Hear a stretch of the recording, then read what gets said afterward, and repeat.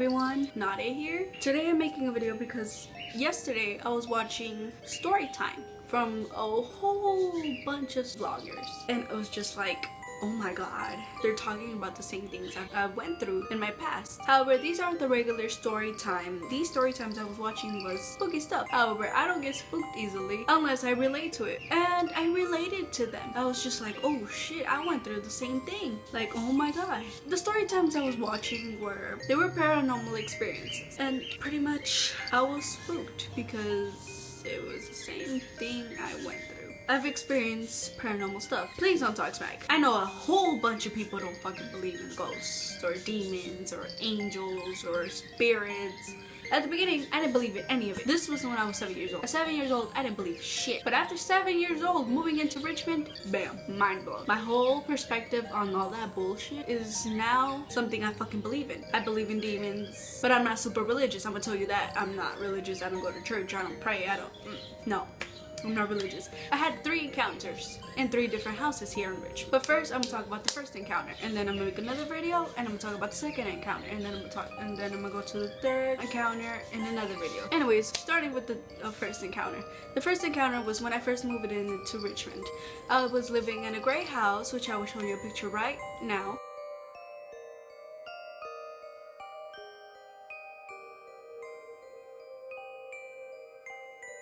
And in this gray house is a 2-bedroom, 1-bathroom house. It's pretty small little kitchen, small little dining room, small little living room, small rooms, and a bathroom. At the beginning, my house looked like complete shit because we had a whole lot of weeds, which made the house look super ugly and disgusting and creepy. The little driveway thing where we used to put the cars, it didn't used to be concrete. It was a fucked up place. It was pure dirt and weeds. And then the backyard, it didn't have a little house. It was a pretty small, cute house, but ugly as shit at the same time. It was cute from the inside, ugly from the outside. In that gray house, we moved in. Everything felt okay. Well, for me, it felt okay. It didn't feel like the house was empty. Even though there wasn't shit in the house, no freaking couches or chairs or microwave. So I was like, I shrugged it off. Hello, I'm 7 years old. I'm not gonna fucking no. And then keep in mind, this isn't the first day. I'm just going along. It was a few weeks later after we moved in.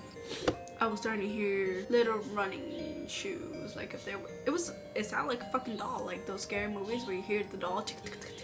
It sounded just like that, and I was like, what the fuck? Oh my god, my dolls coming alive like Toy Story? What else was I supposed to think? 7 years old. I fucking shrugged it off. I would hear this every once in a while. It wasn't every night, so I shrugged it off. I'm a 7-year-old girl. I'm probably like, ooh, I'm fucking hallucinating. And one night, me and my brother had bunk beds, but we had them on the floor, and me and him would make a huge bed, so we would share a wannabe huge bed. So something had woken me up because my bed was shaking.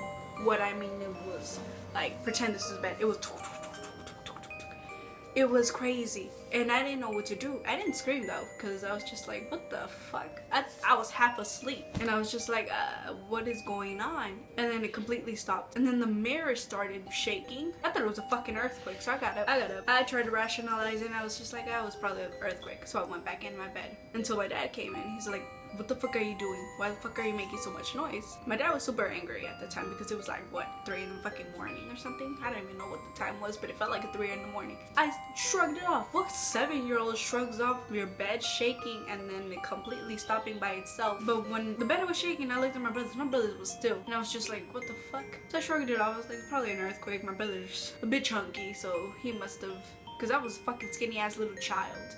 Now I'm not a fucking skinny child, I'm fat. And I was just like, okay, I shrugged it off. A few weeks later, it just silent. A few weeks later, I was in my bed. It was night again. Everything happened at night, of course. Everything happens at night. Why? Because daylight is too good for ghosts. It was in the middle of the night though. And I was laying like this. Demonstration. I was laying like this. But all of a sudden, I feel, pretend this is my hair. I feel this go down. And my hands had been automatically scooted like this. So I was pinned down from my hair. I was so scared to the extent where I stay frozen. When I'm in shock, I don't run. I stay frozen. I stay still. I stood there. But something told me, look to your right. As I'm turning, I see a little girl. A little girl. And she was my age. Probably a year younger. And I was just like, my eyes were wide open. Tears were coming out of my eyes. She was pulling my hair so hard that some hairs yanked off when I got up after. During this thing that was happening, I was so scared. I didn't scream though. When I tried to scream, it was like somebody took away my voice. She told me shut up, so I shut up, and I was crying. I was just like, okay. And she's just like, I need you to help me find my parents. I was like, how do you want me to help you find your parents? She's like, yes, I'm lonely. I have no one to talk to but you, because you're the only one that could see me. You're the only one that actually pays attention to me. Everybody else doesn't pay attention to me. I'm just like, what do you want me to do? What do you want me to do? I wanted her to let go of my hair, so I was pretty much talking really fast. I was like, please let me go. Please tell me what you want me to do.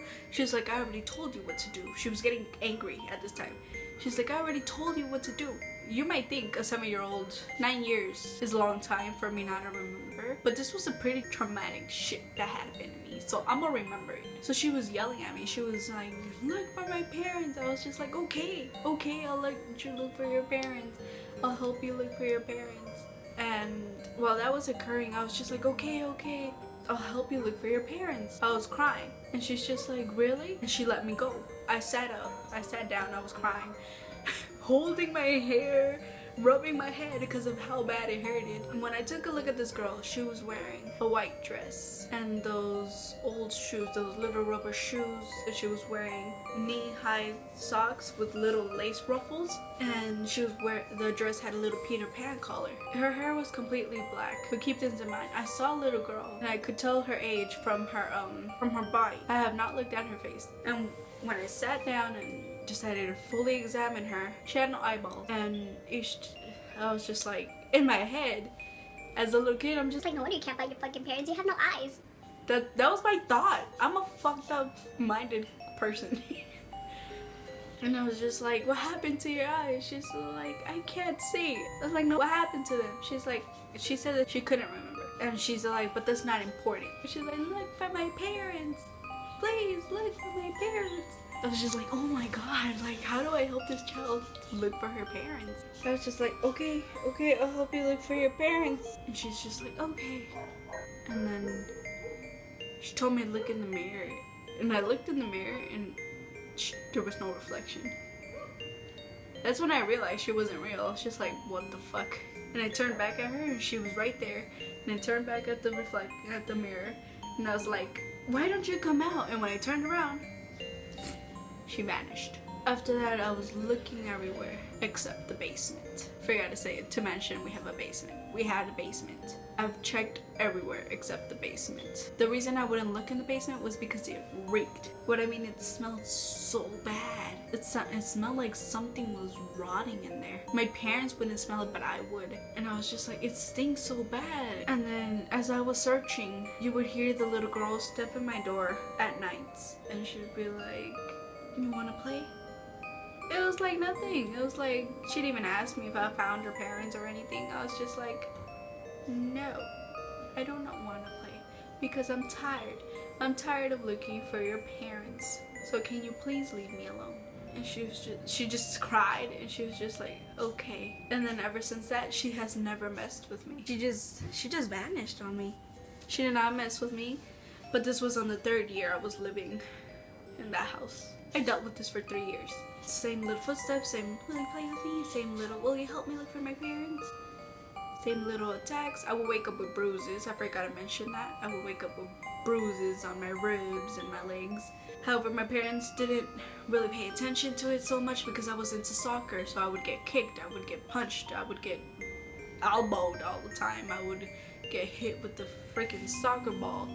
So they didn't pay much attention to the bruises I would wake up with. The last few months we were living there, she had not messed with me. She left after I had told her, please leave me alone. I don't want to play. I can't find your parents. Leave me the fuck alone.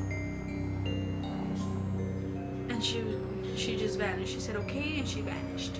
After that, we stopped living there. We moved into the house behind us since it was renewed after it had burned down, and the owners, nobody knows what the fuck happened to the owners.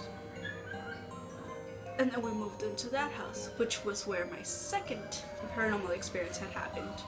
Now that one, I was not alone.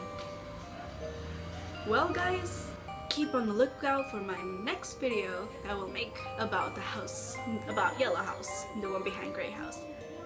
and find out what happened. Well guys, I hope you enjoyed this. I hope you liked this video. Give me a thumbs up, subscribe, because I will be making more story time videos.